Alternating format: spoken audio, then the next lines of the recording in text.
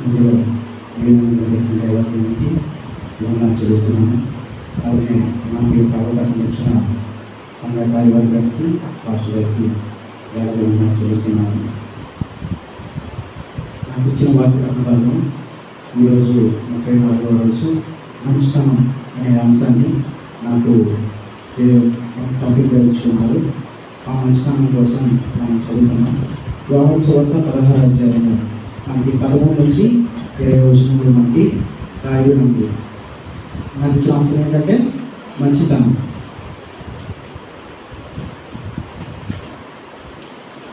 మంచితనం గురించి మనం తెలుసుకున్నాం. పౌలు భక్తుడు ఈ విధంగా చెప్తున్నాడంటే, దేవుని అనుగ్రహ ఐశ్వర్యము మారు మనసు పొందుటకు మనల్ని ప్రేరేపించున్నది.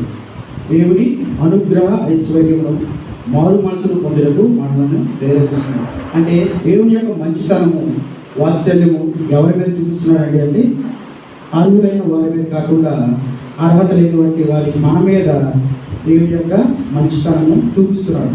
మనకి ఏ అర్హత ఉందండి? ఏమైనా మనం వాక్యం చదవగలమా? దేవుడు ఎదగలమా? ఏమీ లేనటువంటి మనల్ని దేవుడు తన యొక్క కృప చేత, తన యొక్క వాత్సల్యం చేత దేవుడు మనల్ని చూపుతున్నాడు, ఆశీర్వదిస్తున్నాడు కూడా. మంచి ఒక మాటలో చెప్పాలంటే మంచితనం అంటే అర్హత లేని వారికి, తీర్పుకి శిక్షకు అర్హుడైనటువంటి వారికి ఆయన కృపనిచ్చి మేలు చేసి వారి ప్రేమతో చేర్చేదే దేవుని యొక్క మంచితనం.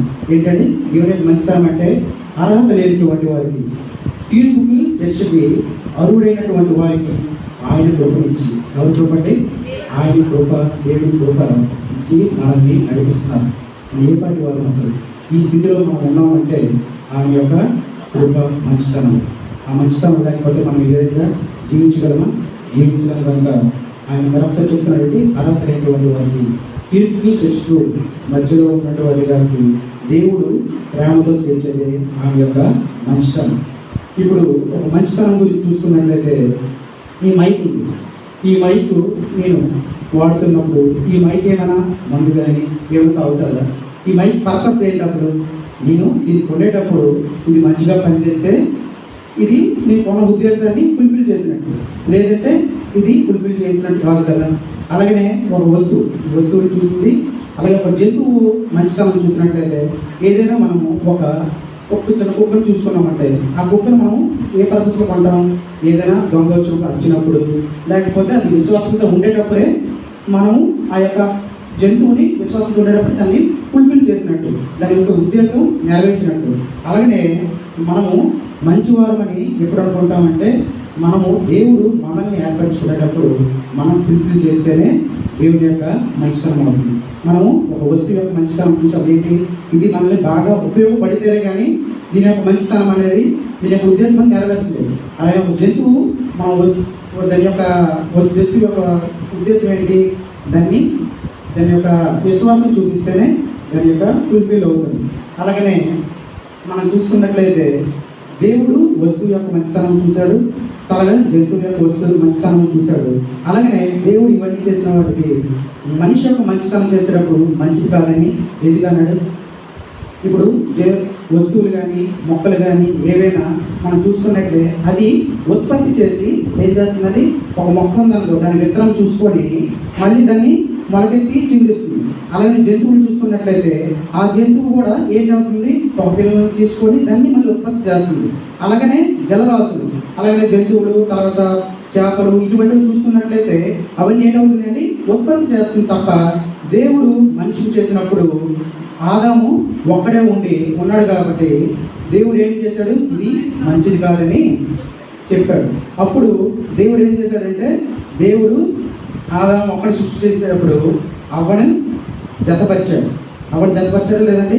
అవ్వను జతపరిచి అప్పుడు ఏం చేశాడు దేవుడు? ఆదికాండం 1:28 చూసుకున్నట్లయితే దేవుడు వారిని ఆశీర్వదించి ఎట్లాగా మీరు ఫలించి అభివృద్ధి పొంది విస్తరించి భూమిని నిర్మించి దాన్ని లోపరచుకోనని చెప్పాడు. దేవుడు ఒక్కడుంటే ఫ్రూట్ఫుల్ అవ్వదని చెప్పి దేవుడు ఏం చేశాడు? ఆదాముని అవ్వని జతపరిచి భూమిని వాటినన్నింటినీ కూడా ఏం చేసుకున్నారు? లోపరుచుకోమని చెప్పి అప్పుడు దేవుడు ఏం చెప్పాడు? ఇది వెరీ గుడ్, చాలా మంచిదని దేవుడు అప్పుడు అన్నాడు. దేవుడు మంచివాడని మనం ఎవరు టైటిల్ ఇస్తారండి? దేవుడు మంచివారని ఎవరు టైటిల్ ఇస్తారు? దేవుడు సృష్టించాం, మనము ఆయన్ని మంచివారని మనమే చెప్పాలి. ఎవరు చెప్తారు?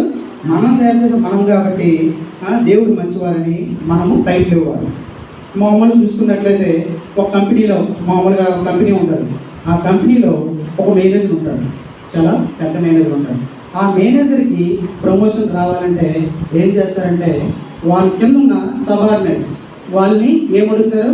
వాళ్ళు మేనేజర్ ఎలా ఉన్నారు, ఈ పట్ల ఏ విధంగా ఉన్నాడు, అందరితో ఈక్వల్గా ఉంటున్నాడా, ఒక యూనిటీగా నడిపిస్తున్నాడా లేదా అనేది ఎవరు చెప్తారండి?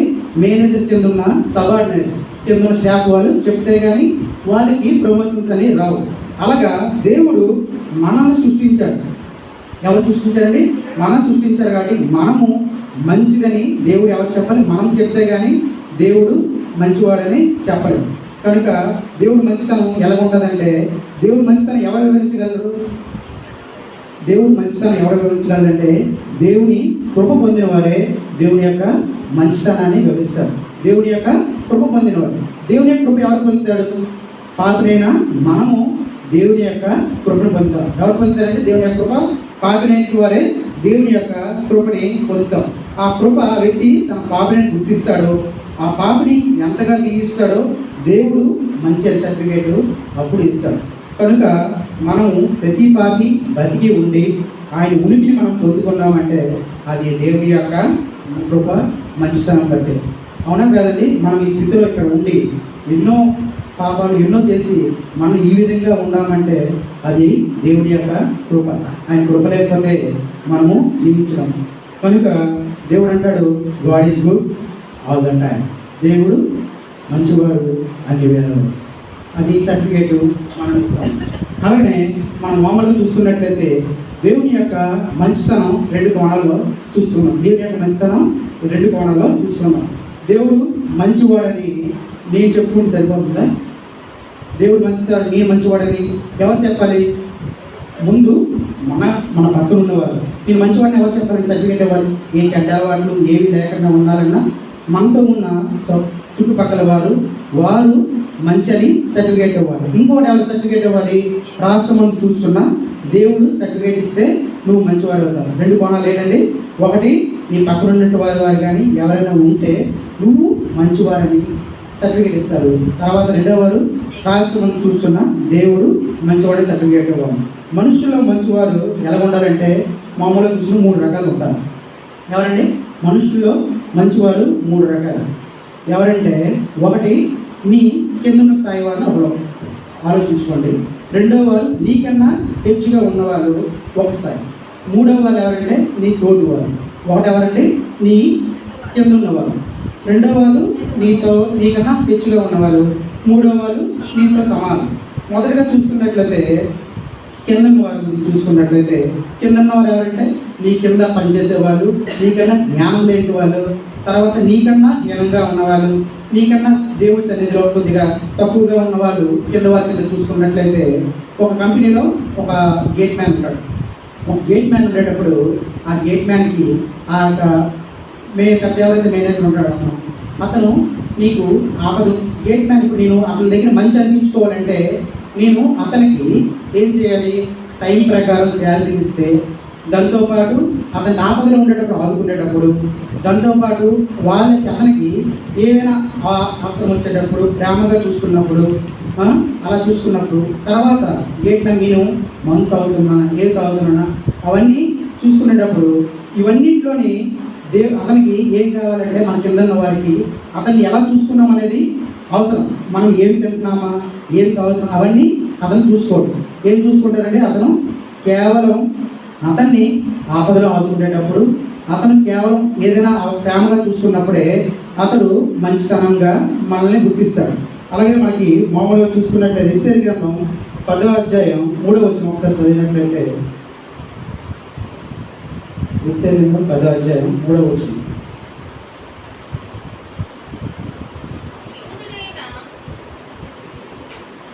యూదేయుడైన మొర్దెకై తన వారందరితో సమాధానంగా మాట్లాడుచు తన జనుల యొక్క క్షేమమును విచారించు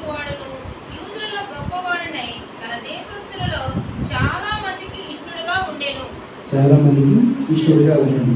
ఇప్పుడు ఆ యొక్క చిన్న చెప్పాను కదా, గేట్ మ్యాన్కి మనం మంచివారిగా ఉండాలి అంటే ఆయన ఏం చేశాడు, ఆపదలో ఉండేటప్పుడు ఆదుకొని అవన్నీ చూసుకున్నప్పుడే వాడు మంచిగా ఉన్నాడు. అక్కడే గేట్ మ్యాన్ అనేవాడు, మనం గేట్ మ్యాన్గా చూసుకున్నట్టు యూదుడైన మొర్దెకై, అక్కడ యూదుడైన మొర్దెకై రాజైన ఆహషేరోషునకు ప్రధానమంత్రిగా ఉండి అతను అందరి వారితో సమాధానంగా మాట్లాడుచు తన జనుల యొక్క క్షేమం విచారిస్తూ యూదుల్లో గొప్పవాడే తన దేశస్తుల్లో చాలా మందికి ఇష్టడుగా ఉండను. ఆ యొక్క మొర్దెకై ప్రధానమంత్రిగా ఉండినా కూడా తన వారందరితో ఏం చేశారండి, సమాధానంగా ఉండి మాట్లాడుచు తన జనుల యొక్క క్షేమమును విచారించు యూదుల్లో గొప్పవాడే తన దేశస్తుల్లో చాలామంది ఇష్టడుగా ఉన్నాడు.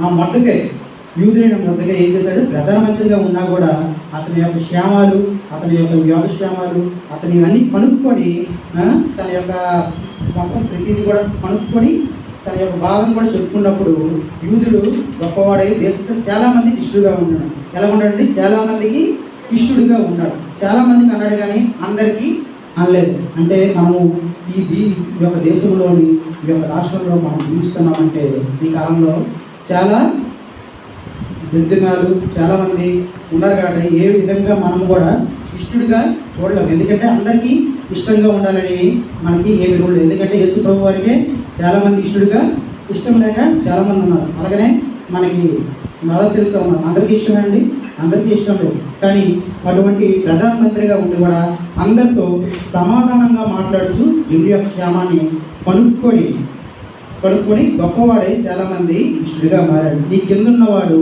పైనున్నవాడికి నువ్వు మంచిగా అనిపించాలంటే ఏం చేయాలంటే ఆ యొక్క దయ చూపించాలి. ఏం చూపించాలని, ఆ యొక్క దయ చూపిస్తేనే నువ్వు ఆ కింద ఉన్న వాటికి నువ్వు ఇష్టడుగా మారుతావు. దేవుడి యొక్క వాక్య పట్ల మనం చెప్తుంది, నీకు సాధ్యమైతే సత్యమైతే అందరితో సమాధానంగా ఉండని వాక్యం చెప్తుంది. నీకు సాధ్యమైతే నువ్వు పక్క వారితో సెకండ్ ఇచ్చి పలకరిస్తే ఏమి తప్పు ఉంటుందండి, ఏమి తప్పు, మా అందరితోని సమాధానంగా ఉండాలని వాక్యం చెప్తుంది. అదే చెప్తున్నాడు ఏంటంటే, నువ్వు కిందన్నవాడు పైన వాడితో నువ్వు దయ చూపిస్తే నువ్వు అందరితో మంచివాడైపోతావు. అక్కడ నీ క్యారెక్టర్స్ కానీ నీ యొక్క వ్యక్తిగతం కానీ ఏమీ చూపించవు. కానీ అతనికి ఏంటి, ఆపదలు ఆదుకునేటప్పుడు అతను దయ చూపిస్తే మాత్రం నువ్వు మంచివాడిగా అవుతావు. అలాగే రెండోగా చూపించినట్లయితే నీ పైన ఉన్నవాడు ఎవరు, జ్ఞానం కలిగిన వారు, అలాగనే నీకన్నా కొలీగ్స్లో పెద్ద స్టేజ్లో ఉన్నవారు, వాక్యంలో ఎక్కువగా ఎదిగిన వారు, వాళ్ళు నీకున్న పై స్టేజ్లో ఉన్నవారు. వాళ్ళు నీకు ఏమైనా చెప్పాలంటే నీకు ఒక మంచి పని చేసేటప్పుడు నీకు గుడ్ వర్క్ అని అంటారు, కానీ నువ్వు మంచివాడు అంటావు ఇవన్నీ అంటారు, కానీ నువ్వు ఏమైనా చెప్తారంటే నువ్వు గుడ్ వర్క్ గుడ్ మ్యాన్ అని యజమాని అంటాడు. కానీ నువ్వు ఆ యొక్క యజమాని నువ్వు నమ్మకంగా పనిచేస్తే నీకు ఆ ఇల్లందరిలో చెప్తారు కదా వాక్యము, బల నమ్మకమైన మంచి దాసుడా అని అంటారు. ఏంటి, నువ్వు కిందన్నవాడికి పైనన్నవాడికి నువ్వు దయ చూపిస్తే నువ్వు మంచివాడు అవుతావు. రెండవ వాడు ఎవరంటే నీకు పైన వారికి నువ్వు ఏ విధంగా ఉండాలంటే నమ్మకంగా ఉండాలి. నువ్వు ఏదైనా నీకు ఒక వర్క్ ఇచ్చాననుకో, ఆ వర్క్లో నీకు ఒక 10 లక్షలు క్యాష్ ఇచ్చాను. ఆ క్యాష్ పట్టుకుని బయటకు వెళ్ళేటప్పుడు నీకు ఒక యజమాని అంటాడు, మీ కుర్రాడు వచ్చాడు 10 లక్షలు క్యాష్ ఇచ్చావు అంటే ఆ యజమాని ఏంటని చెప్పాలి, అతను చాలా మంచివాడు, చాలా నమ్మకమైన వాడు, అతను నా ఇల్లంతటి నమ్మకం, చాలా మంచివాడు, అతనికి ఇస్తే ఎటువంటి ప్రాబ్లమ్స్ లేవని చెప్పాలి. ఏం చూసి చెప్పాలి, మన వర్క్నెస్ కానీ మన యొక్క హార్డ్ వర్క్స్ కానీ ఏమి కాదు, అక్కడ ఏముండాలి, నమ్మకం. ఆ నమ్మకం ఉంటేనే నువ్వు ఆ యొక్క యజమానుడికి నువ్వు ఏ విధంగా ఉంటావు, మంచివాడిగా అవుతావు. ఫస్ట్ ఏం చూస్తున్నావండి, నీ కింద ఉన్నవాడు పైన వాడికి మంచివాడిగా ఉండాలంటే ఏం చేయాలి, నువ్వు దయ చూపించాలి. రెండవ వాడు నీకన్నా పైన వాడికి నువ్వు మంచివాడు అయిపించాలంటే ఏముండాలి, నమ్మకం ఉండాలి. మూడవ వారు ఎవరండి సమానంగా ఉన్నవారు, నీతోటి ఉన్నవారు, నీకన్నా కొలీగ్స్ ఎవరున్న వారికి మంచివాడిగా అనిపించాలంటే ఏం చేయాలి, పౌలు గారు చెప్తున్నారు, నీ పొరుగు వారిని నీకన్నా ఎక్కువగా ప్రేమించాలి. నీ పొరుగు వారిని ఎక్కువగా ప్రేమించాలి. నీ పొరుగు వారు ఎవరు, నీ చుట్టుపక్కల ఉన్నవారు, నీతో ఉన్నవారు, నీ సంఘంలో ఉన్నవారిని ఎలా చూపించాలండి, నీకన్నా ఎక్కువగా కనపరించాలి. నీతో ఉన్న వాళ్ళకి ఒక 9 క్వాలిటీస్ 10 క్వాలిటీస్ 9 క్వాలిటీస్ మంచిగా లేకపోయినా ఒక్క క్వాలిటీ మంచిగా ఉంటే ఆ ఒక్క క్వాలిటీని తీసుకొని వాళ్ళని మనం ముందుగా ప్రేరేపించాలి.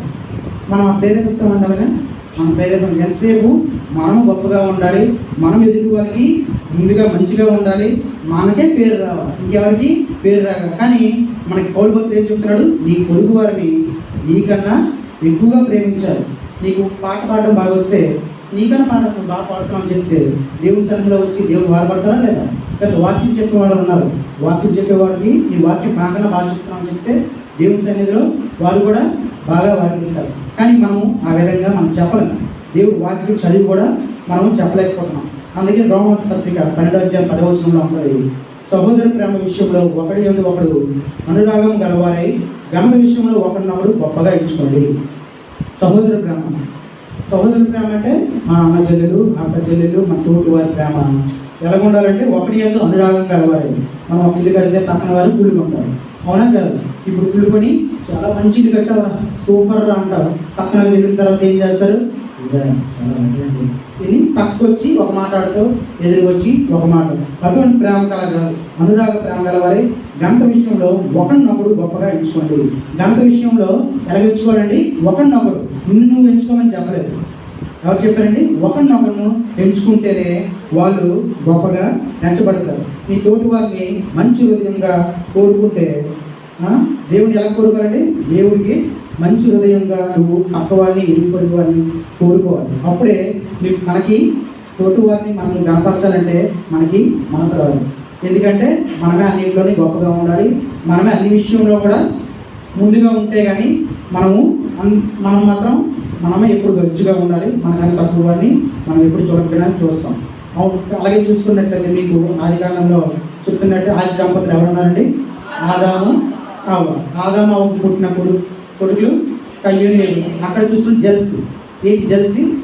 అక్కడ అర్పణ, ఎవరు అర్పణ అండి? తమ్ముడు అర్పణ అంగీకరించి ఏవైనా అర్పణ అంగీకరించలేదని చెప్పి అక్కడ నుంచి జెల్సీ అనేది స్టార్ట్ అయిపోయాను. కనుక ఒకరినొకరు మనం ఏ విధంగా చూసుకోవాలంటే ఒకరినొకరు మనం సహోదర ప్రేమ కలిగి ఉండి ఒకరినొకరిని హెచ్చుగా ఎంచుకోమని వాక్యము మనకి నేర్పిస్తుంది. మనం ఎవరు నేర్పిస్తాం? మన చిన్నపిల్లలకి, మన పిల్లలకి, మన ఎవరికైనా అవసరకి మనం ఎప్పుడైనా వాక్యం చెప్తున్నామండి? ఎవరికైనా చెప్పామా? చెప్పం. ఎందుకు? మనకు దేవుడు వాక్యం చెప్తుంది, వాళ్ళు నడవలసిన త్రోవను వాడికి నేర్పుము, వాడు పెద్దవాడైనప్పుడు దాని నుండి తొలగిపోడు. మనం ఎప్పుడైనా మన ఇంట్లో మనం మాత్రం తిట్టుకొని కయ్యాలాడుకొని పక్కన ఉన్న వారికి, మన భార్య భర్తలు ఇద్దరు ఉన్నారనుకో, వాళ్ళు తిట్టుకొని మనం మాత్రం ఏం చెప్తాం? పిల్లలకి మీరు జాగ్రత్తగా చదువుకోవాలి, జాగ్రత్తగా దేవుడి వాక్యం వినాలి, సండే స్కూల్కి రోజు వెళ్ళాలి. అలాగనే ప్రతిదీ మనం చెప్తాం, కానీ మనము నేర్చుకుంటే కదా మన ఎదురుకున్న పిల్లలు వాటిని నేర్చుకుంటారు. మనము అన్వయించిపోయింది పిల్లలు ఎలా అనిపిస్తారు? మనకు అదే చెప్తుంది కదా, బాలుడు నడవవలసిన త్రోవను వారికి నేర్పింపు, వాడు పెద్దవాడి నుంచి దాన్ని తొలగిపోడు. ఇంట్లో మనం ఏం చేయాలంటే ఆ యొక్క పిల్లల విషయంలో కానీ, మనము బయట పోలీస్ విషయంలో కానీ, ఏ విషయంలో కానీ మనం ముందు అది ప్రారంభించాలి. ఏం చేయాలండి? అది మనం ప్రారంభించి దాన్ని చర్చిలో స్ప్రెడ్ చేసి మనము ఏం చేయాలి? సమాజానికి చూపించాలి. ఏం చేయాలండి? మనము సమాజానికి చూపించాలి. మనం బయటకు వెళ్తే వీళ్ళు క్రైస్తవులు అండి, ఎలా ఉంటారండి? క్రైస్తవులు మంచితనం. ఎక్కడ చూసుకున్నా చెప్పండి, వీళ్ళు క్రైస్తవులు అంటే గొడవలకు రారు, మంచితనంగా ఉంటారు, కోపం అనేది రాదు, వాళ్ళ యొక్క నడవడిక చూడండి, వాళ్ళ యొక్క ప్రేమను చూడండి, ఎంతసేపు మన దేవుడిని ఎంత బాగా ఆరాధిస్తారు అని ఎవరి చేతి చూపించాలి? మనల్ని చూపించాలి తప్ప ఎంతసేపు మనము ఎంతకి మాదిరికంగానే జీవించాలి. అదే అంటున్నాడు కదా, మనము వాళ్ళు నడవలసిన త్రోవ వారు నేర్పిస్తే వాడు ముద్రైనప్పుడు వాడిని తొలగిపోడు. మనము ముఖ్యంగా ఏం చేశానండి, మొత్తానికి 3 రకాలుగా మనం చూసుకున్నాం. ఏంటది? మనం కింద వారు మనల్ని మంచిగా చూడాలి అంటే ఏం చేయాలి? పైన వాడు మనల్ని దయ చూపిస్తేనే మనం మంచివారు అవుతాం. రెండోది ఏంటంటే, మనకన్నా పైన వారు మనల్ని మంచిగా చేయాలి అంటే ఏం చేయాలంటే ఆయన కింద మనకి ట్రస్ట్, నమ్మకం అనేది మనకుంటే ఆయన యొక్క మనము మంచి పొందుకుంటాం. మూడోది, మన తోటి వారిని మనం ఏం చేయాలి? హృదయపూర్వకంగా వాటిని గౌరవించి వాటి మంచిని మన మంచిని అనుభవిస్తే వాటిని మనం మంచి అని అనుకుంటాం. ఈ 3 విషయాలు మనము మంచిని అనేది మనం తెలుసుకున్నాం కనుక ఇప్పుడు దేవుడు మంచి అనేది ఎలా ఉంటుంది అనేది మనం చూస్తున్నాం. ఓకేనా? 3 రకాల వారిని చూసుకున్నాం. అందులో యేసయ్య తోటి వారితో మంచి అనిపించుకున్నట్టు చూసుకున్నాం. యేసయ్య ఎలా ఎదిగాడండి? దేవుడు వయసునందును జ్ఞానవంతును దేవుని దయలోను మనుషుల దయలోని వర్ధిల్లుచుండెను. దేవుడు ఎలా వర్తించండి? దేవుడు వయసునందును జ్ఞానవంతును దేవుని దయలోను మనుషుల దయలోను ఉండాలి. దేవుడు ఇష్టడుగా ఉండాలంటే మనము ముందే చూసాం. మనుషులకి ఇష్టడుగా ఉండాలంటే వస్తువుల ప్రేమను చూసాం, తర్వాత జంతువుల ప్రేమను చూసాం. మనుషుల్లో 3 రకాలు చూసి ఆ మనుషుల్లో పైన ఉన్నవారు కింద ఉన్నవారు మన తోటి వారితో మంచి అనిపించుకోవాలంటే ఏం చేయాలని మనం చూసాం. ఇప్పుడు దేవుడితో మంచి అనిపించుకోవాలంటే దేవుడికి మనం ఇష్టడుగా ఉండాలంటే దేవుడు మన మీద ప్రసంగం ఏం చేశారండి? మత్తయి సువార్త 6వ అధ్యాయం 32-33 వచనం చూసుకున్నట్లయితే, మీరు ఆయన రాజ్యమును నీతిని మొదట వెతుకుడి, అప్పుడు అవన్నీ నీకు అనుగ్రహింపబడును. మొదట ఏం చేయాలండి? ఆయన రాజ్యాన్ని ఆయన నీతిని వెతికితేనే దేవుని యొక్క మంచితనం మనం పొందుకోవడం. ఆయన రాజ్యం అంటే ఒక వ్యక్తిగా మనం ఉండాలంటే మనకు కావాల్సింది ఏంటంటే విశ్వాసం. ఆయన రాజ్యంలో మనము వ్యక్తిగా ఉండాలంటే మనకు కావాల్సింది విశ్వాసం. యేసుక్రీస్తునందు విశ్వాసం ఉంటేనే మనము దేవుని యొక్క రాజ్యంలో చేరుతాం. హెబ్రీ రాసిన 11-16 వచనంలో విశ్వాసం లేకుండా దేవునికి ఇష్టడయుట అసాధ్యం. విశ్వాసం లేకుండా దేవునికి ఇష్టడయుట అసాధ్యం. మనకి ఉన్న ప్రసంగం చూసుకున్నాం కదా, యేసు ప్రభు వారు అలాగా చూసుకున్నట్లయితే దేవునికి ఇష్టంగా ఉన్న వ్యక్తి ఎవరండి? ఎక్కువ చూస్తే యోహాను. అందరూ ఏంటంటారు? దేవుడికి ఇష్టడుగా ఉన్న వ్యక్తి యోహాను. కానీ దేవుడు అతనికన్నా ఎక్కువగా ప్రేమించిన వాడు పేతురు. ఎవరండి? పేతురు. మనకి యేసు ప్రభు వారితో అన్నదమ్ములుగా కలిసిమెలిసి గారెతో సరదాగా ఉన్న వ్యక్తి యోహానే. ఎలాగంటే అతని యొక్క భుజం పైన వాడుకొని ఇవన్నీ చేసిన వ్యక్తి యోహాన్. అయితే దేవుడు పేతురికి ఏం చేశాడండి? సంఘపు తాళాల చెవి ఎవరికి ఇచ్చారు? పేతురికి ఇచ్చారు. పేతురికి ఏమి ఇచ్చారండి? పేతురికి ఇచ్చారు. పేతురికి యేసు ప్రభు వారు వెళ్ళేటప్పుడు చాలామంది యేసు ప్రభు వారిని ఏమన్నారంటే, నువ్వు ప్రవక్తవని, ఏలియావని, నువ్వు యోహాను చనిపోయిన యోహానని చాలామంది అంటే, పేతురు ఏమని చెప్పాడంటే, నువ్వు దేవుని కుమారుడు అని అతను మాట ఇచ్చాడు. ఎలాగ చెప్పండి? నువ్వు దేవుని యొక్క కుమారుడు అని ఆయన మాట ఇచ్చాడు. అప్పుడు ఏం చెప్పాడంటే, మనకు చెప్పినట్లయితే అది సృష్టించిన దేవుడు ఏమని చెప్పాడు? దేవుని యొక్క కుమారుడు అని చెప్పిన తర్వాత ఆ పేతురు దేవుని సీమోను యోన, నువ్వు నా బండ మీద నీ ఆలయాన్ని కడతానని చెప్పాడు. ఏమని చెప్పాడు? నీ బండ మీద నా ఆలయాన్ని కడతానని. ఏ విధంగా చెప్పాడంటే, దేవుని యొక్క విశ్వాసం అనేది ఆ పేతుల్లో ఉంది కనుక ఆ యొక్క దేవుడు ఆ మాట చెప్పాడు. ఏంటని? ఈ బండ మీద నా ఆలయాన్ని కడతానని చెప్పాడు. అటువంటి ఆ చంచలమైన మన విశ్వాసం ఎవరికి ఉందండి? పేతురికి ఉంది కనుక దేవుడి యొక్క ఆ యొక్క దేవుడు అతనికి ఆ విధంగా ఉత్తత్తులను ఇచ్చాడు. కనుక మనం కూడా ఎలా ఉండాలని, దేవుళ్ళలో మంచివారిని అనిపించుకోవాలంటే ఏముండాలి? విశ్వాసం. ఆ విశ్వాసం కానీ లేకపోతే నువ్వు మాత్రం దేవుడికి మంచివాడిగా కావు. అందుకే దేవుడు ఏం చెప్పాడంటే, దేవుడికి విశ్వాసంగా ఉంటూ నీతిని కూడా కలిగి ఉండాలి. నీతి అంటే ఏంటి? దేవుని యొక్క వాక్యాన్ని మనము స్థిరంగా చదువుకొని ఆ వాక్యానుసారంగా నడుచుకుంటేనే దేవుని యొక్క నీతి. మన దేవుని యొక్క నీతిని మనం ఎప్పుడైనా పాటిస్తామా? మనం చాలాసారి త్రోవలు తప్పి నడుస్తున్నాం. కానీ దేవుడు మాత్రం తన వాక్యం చేత మనల్ని సరిచేస్తూ వస్తున్నాడు కాదు. మనం ఎన్నిసార్లు చాలాసార్లు నువ్వు వారికి ఒకసారి ప్రార్థన చేయడం, రోజుకి ఒక అరగంట ప్రార్థన చేస్తున్నామండి. ఆ ప్రార్థన చేయమని ఎన్నోసార్లు మనం 31st నైట్కి మనము వాగ్దానాలు చేస్తుంటాం. కానీ ఒక్కరోజు ప్రార్థన చేస్తున్నాము. కానీ దేవుడు మాత్రం మనము అతను చేసిన దీంట్లో కూడా మనల్ని వాక్యం చేత మనల్ని ఏం చేస్తున్నాడు? సరి చేస్తున్నాడు. కనుక మనకి ఏం చేయాలంటే విశ్వాసంతో పాటు నీతి ఉండాలి. ఏంటి ఉండాలండి? నీతి ఉంటేనే ఆ దేవుడికి ఇష్టడిగా ఉంటారు. వాక్యం చెప్తుంది చాలాసార్లు, యవనస్తులు దేని చేత తమ నడతను శుద్ధి చేసుకుంటారు, ఈ వాక్యం చేతనే కదా. మన వాక్యము దేవుని యొక్క వాక్యం. మనము చిన్నపిల్లల వారికి, పెద్దలకి, చిన్నపిల్లలకే కాదు పెద్దలకు కూడా ఈ వాక్యము వర్తిస్తుంది. ఎందుకంటే మనము మన యొక్క దేవుని యొక్క వాక్యాన్ని నిత్యము మన చిన్నపిల్లల వారికి సండే స్కూల్ ఉన్నప్పుడే వాటిని నడిపిస్తే వారు దాని వెంట వారు తొలగిపోరు. కనుక దేవుని యొక్క మంచిని మనం పొందాలంటే ఏం చేయాలండి? ఆయన యొక్క నీతిని, ఆయన యొక్క ఏంటంటే విశ్వాసం, నీతిని విశ్వాసాన్ని రెండు ఉంటేనే మనము దేవుని యొక్క మంచితనాన్ని మనం పొందుకుంటాం. కనుక ప్రతి ఒక్కరు కూడా ఏం చేయాలంటే, మనము ఫస్ట్ నుంచి చూసుకున్నట్లయితే మనం ఎవరి యొక్క మనుషుల యొక్క మంచితనం చూసాం. మనుషుల యొక్క మంచితనం పొందాలంటే దయ ఉండాలి, దాంతోపాటు ట్రస్ట్ నమ్మకం ఉండాలి, తోటి వారిని ప్రేమించాలి. దాంతోపాటు మనం దేవుని యొక్క దయ పొందుకోవాలంటే విశ్వాసం ఉండాలి, విశ్వాసంతో పాటు నీతి ఉంటే మనము ఆయన సన్నిధి చేరుకుంటాం. అవన్నీ లేనప్పుడు మనము ఎంత చేసినా వ్యర్థమే. ప్రభువా ప్రభువా అని పిలిచేవాడు నా పరలోక రాజ్యంలో చేస్తాడండి. నీతి ఉంటే తప్ప నువ్వు మన సంఘస్థులు చాలామంది సంఘస్థులే కాదు, బయట ఎక్కడ నీళ్ళు అన్ని చూసుకున్నా కూడా మనము నీతిని తప్పే మనము నడుస్తున్నాం. నీతి ఎలా తప్పుతున్నామంటే, మనము వాక్య ఫస్ట్ అబద్ధంతో స్టార్ట్ చేసి దాన్ని అలా మన దొంగతనంగా చూస్తూ అలాగ పోను చేస్తే ఆ నీతిని మనము తప్పే జీవిస్తున్నాం. కానీ దేవుడు మనల్ని వాక్యంతో నడిపిస్తూ సరి చేస్తూ మనల్ని ముందుకు నడిపిస్తున్నాడు. ఇవన్నీ మనం పొందుకోవాలంటే దేవుని యొక్క రాక మనకు సిద్ధమవుతుంది కనుక దేవుడితో మనం అంటుకట్టబడి జీవిస్తే, దేవుడు అంటాడు, దేవుడు ద్రాక్షావళిని నేను తీయగలేదు, నా యందు నీచువాడు ప్రతి ఒక్కడు వర్ధిల్లుతాడు. కనుక మనందరం కూడా అటువంటి విశ్వాసం పొందుకోవాలంటే ఏం చేయాలి? మన దేవుడితో అంటుకట్టబడి జీవించాలి. దేవుని యొక్క మంచితనం ఇప్పుడు ప్రస్తుతానికి మనం నడుస్తుంది కృపకాలం. దేవుడు ఎంతసేపు కూడా కృప మంచిదే కదా, ఎంతసేపు ఏం చేసినా కూడా మనల్ని ఏం చేయడు.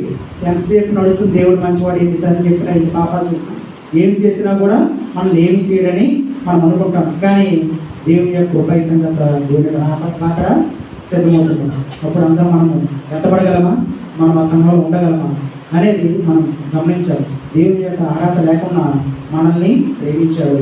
ఆయన కృప చేత మనల్ని ఇంతగా ప్రేమించిన వారికి మనం ఏమిచ్చి రుణం తీర్చుకోవాలి. అందుకే ప్రతి ఒక్కరు కూడా దేవుని యొక్క మంచితనాన్ని పొందుకోవాలని కోరుకుంటూ ఒక భక్తుడు ఈ విధంగా చెప్తున్నాడు. పాట పాడుతున్నా.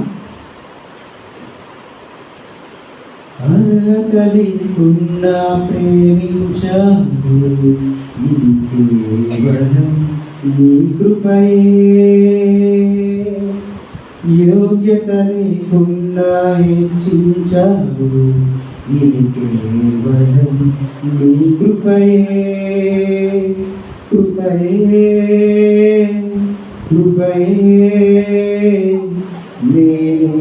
నేనేమైయున్నానో నీ కృపయే.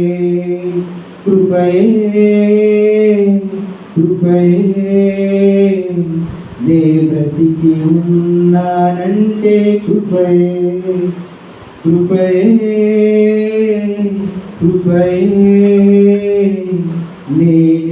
నేనేమైయున్నానో నీ కృపయే.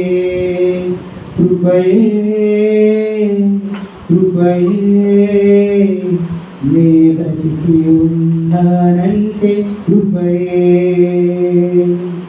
అర్హత లేకుండా ప్రేమించావు, ఇది కేవలం నీ కృపయే. యోగ్యత లేకుండా హెచ్చించావు, ఇది కేవలం నీ కృపయే. లోకము నన్ను ఆకర్షింపగా, అల్లరితనము నా చుట్టూ చేరగా, ఓటమి నా బ్రతుకును హేళన చేయగా, నీ కృపతో నన్ను బలపరచితివే.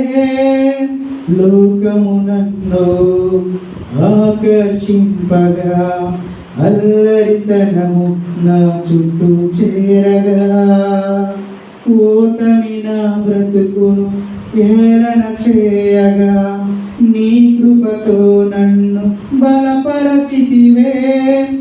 ఇంతగా నన్ను హెచ్చించుటకు ఏ పాటి వాడను యేసయ్యా.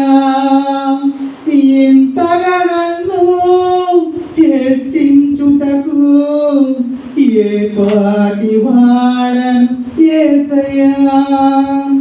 నీ కృపకు ఎల్లప్పుడు కృతజ్ఞుడను, నీ కృపకు ఎల్లప్పుడు కృతజ్ఞుడను.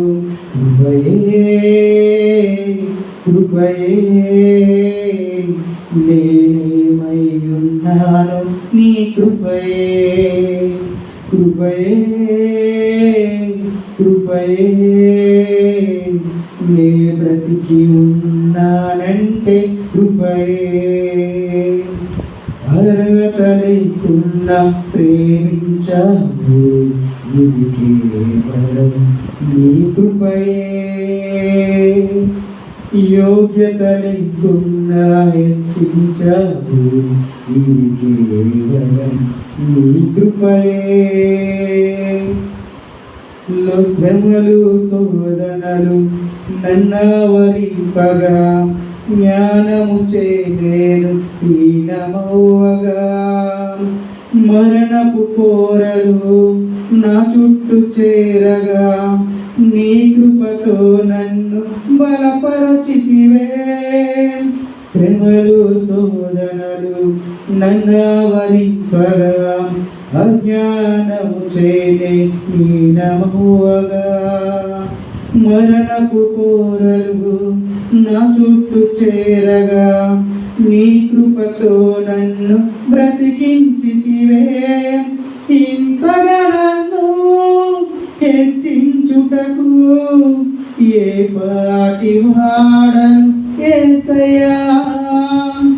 ఇంతగా నన్ను హెచ్చించుటకు ఏ పాటి వాడను యేసయ్యా. నీ కృపకు ఎల్లప్పుడు కృతజ్ఞుడను. నీ కృపకు ఎల్లప్పుడు కృతజ్ఞుడను. కృపయే కృపయే నేనేమై ఉన్నాను నీ కృపయే. కృపయే కృపయే నే బ్రతికి ఉన్నానంటే కృపయే. దేవుని కృప లేకపోతే మనము జీవించడం కనుక దేవుని యొక్క కృపను పొందుకోవాలని ఒక చిన్న వాక్యాన్ని దేవుడు దీవించుకోవాలి.